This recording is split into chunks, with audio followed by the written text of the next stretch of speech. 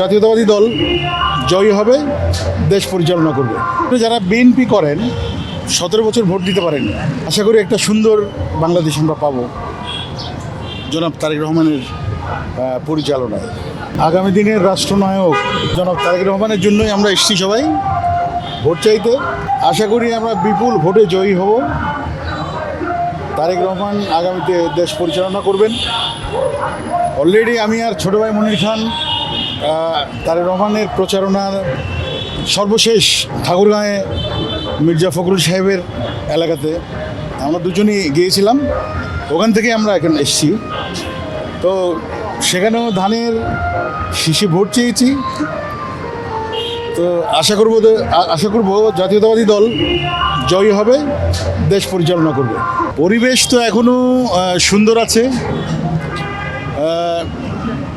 বিশেষ করে যারা বিএনপি করেন 17 বছর ভোট দিতে পারেন, তো তাদের মধ্যে যে উচ্ছ্বাস দেখলাম আমি ঠাকুরগাঁওয়ে বা বিভিন্ন জনসভায় তারেক রহমানের নির্বাচনী প্রচারণার যে মহাসমাবেশগুলো, মানুষের উচ্ছ্বাস দেখে সত্যি আমি মুগ্ধ।